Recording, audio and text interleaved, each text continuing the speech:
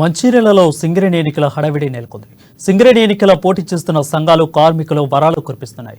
వడ్డీ లేకుండా 25 లక్షల రుణమాలు అందిస్తామని ఏఎస్ఐటీయూసీ ప్రకటించింది. నూతన బొగ్గుబావుల ఏర్పాటు, నిరుద్యోగులకు ఉపాధి కల్పిస్తామని తెలిపింది.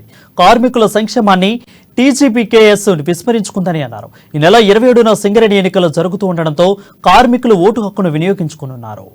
సింగరేణిలో గుర్తింపు సంఘం ఎన్నికల కోలాహలం మొదలైంది. ఇటు గుర్తింపు సంఘం ఎన్నికల కోసం 13 యూనియన్లు నామినేషన్లు దాఖలు చేయగా మరి దీనికి సంబంధించి ప్రచార హోరాహోరీ కొనసాగుతుంది. 27వ తేదీన ఎన్నికలు జరుగుతుండడంతో గనుల వద్ద ప్రచారం అన్ని యూనియన్లు గుర్తింపు సంఘం కోసం పోటాపోటీగా ప్రచారం నిర్వహిస్తున్నాయి. మరి ఈ క్రమంలో మంచిర్యాల జిల్లాలోని శ్రీరాంపూర్ ఏరియాలో ఉన్నటువంటి గనుల వద్ద ప్రచారం ముమ్మరంగా కొనసాగుతుందని చెప్పవచ్చు.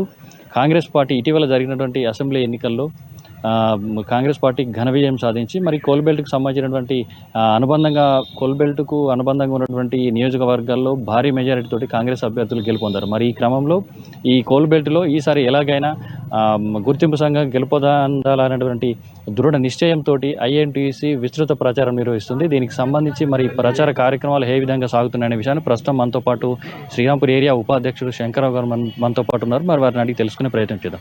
చెప్పండి, గనుల వద్ద మీరు ప్రచారం నిర్వహిస్తున్నారు. 6 ఏళ్ల తర్వాత జరుగుతున్నటువంటి ఈ గుర్తింపు సంఘం ఎన్నికలు ప్రజలు మరి కార్మికులు ఏ విధంగా స్పందిస్తున్నారు? ప్రచారం వద్ద ఏ సమస్యలు మీ దృష్టికి వచ్చాయి? కార్మికులు అద్భుతంగా స్పందిస్తూ ఉన్నారు. విపరీతంగా మరి మేము ఐఎన్టీసీ కాంగ్రెస్లో కలుస్తామని చెప్పి ఇతర సంఘాల నాయకులు కూడా మరి భారీగా వచ్చి చేరుతూ ఉన్నారు. కార్మికులందరూ కూడా మొన్ననే కాంగ్రెస్ పార్టీకి గెలిచిన జోష్లో ఉన్నారు. ఖచ్చితంగా ఈసారి ఐఎన్టీసీ గెలిస్తే మా హక్కులు సాధించబడతాయని చెప్పి నమ్మకంతో ఉన్నారు.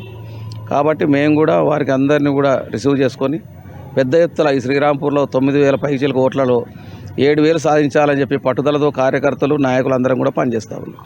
గతంలో గుర్తింపు సంఘంగా ఉన్నటువంటి టీబీజీ కేసు ఏదైతే ఇచ్చినటువంటి హామీలు మరి ఎంతవరకు నెరవేర్చాయి? దీంట్లో ప్రధానంగా కార్మికులు ఎదుర్కొంటున్న ఇబ్బందులు మీ దృష్టికి ఏమొచ్చాయి? మరి దానికి పట్ల ఏ విధంగా మీరు స్పందిస్తారు? ప్రధానంగా మరి కొత్త గనులు దవ్వుతామన్నారు వాళ్ళు. ఏదైతే ఉద్యోగాలు తెలంగాణ వచ్చిందే నీళ్లు నిధులు నియామకాల విషయంలో అవి పోకుండా 67,000 మంది ఉన్న మ్యాన్ పవర్ ఈనాడు వాళ్ళు వచ్చిన ఇప్పుడు 2014 నుండి ఇప్పటి వరకు 39,000 చిల్లరకు వచ్చింది.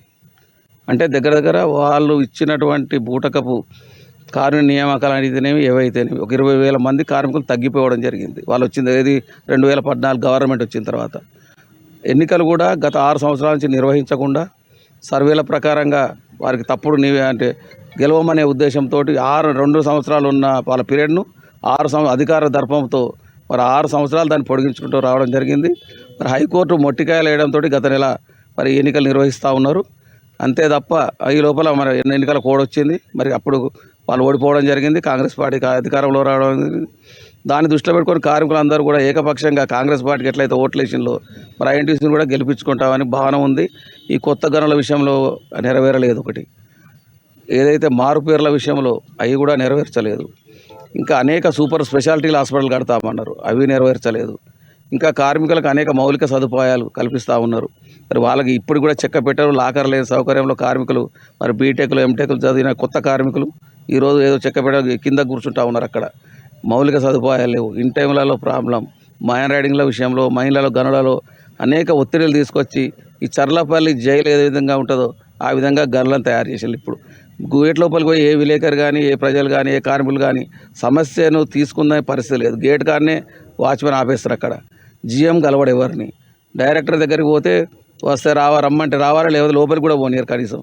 అంటే ఈ విధానాన్ని గడియలను బద్దలు కొట్టాలని ఈ ప్రజలు కార్మికులందరూ కూడా మళ్ళీ ఐఎన్టీసీని గెలిపించుకోవాలని ఏదైతే రేవంత్ రెడ్డి గారు మరి అక్కడ ప్రగతి భవన్ బద్దలు కొట్టిండో గోడలన్నీ కూడా కాంగ్రెస్ పార్టీ మరి ఐఎన్టీసీని గెలిపించుకొని ఈ గనులపై ఉన్న ఫ్యూడల్ అధికారులను వీళ్ళ విధానాన్ని మార్చాలని చెప్పి కార్మికులందరూ కూడా కోరుకుంటా ఉన్నారు. మొత్తంగా చూసుకుంటే ఘన విజయం సాధించి ఇటీవల అసెంబ్లీ ఎన్నికల్లో ఏ విధమైనటువంటి ఘన విజయం సాధించిన కాంగ్రెస్ పార్టీ అభ్యర్థులు ఉన్నారో అదే విధంగా అదే స్ఫూర్తితోటి అదే ఉత్సాహంతో కార్మిక సంఘం సింగరేణి గుర్తింపు సంఘం ఎన్నికల్లో కూడా తమను కూడా అత్యధిక మెజారిటీతో వేసి గెలిపిస్తారని, అయితే మేము గెలిస్తే ఖచ్చితంగా ఏదైతే కార్మికులు ఎదుర్కొన్నటువంటి సంక్షేమం దిశగా కృషి చేస్తామని, దీనికి సంబంధించి వాళ్ళు ఇంటి రుణంకు సంబంధించిన ఇతరత్ర ఏవైతే గతంలో ఇచ్చినటువంటి గుర్తింపు సంఘం విఫలమైందో దానికి రెట్టింపుగా మేము మేము కార్మిక సంక్షేమం కృషి చేస్తామని చెప్పేసి చెప్తున్నారు. మరి దీనికి సంబంధించి అత్యధిక మెజారిటీతో తమను గెలిపిస్తారన్న ఆశాభావం కూడా వ్యక్తం చేస్తున్న పరిస్థితి మనకు కనిపిస్తోంది. కెమెరా పర్సన్ శ్రీనివాస్తో నరేష్, అమ్మా న్యూస్, మంచిర్యాల.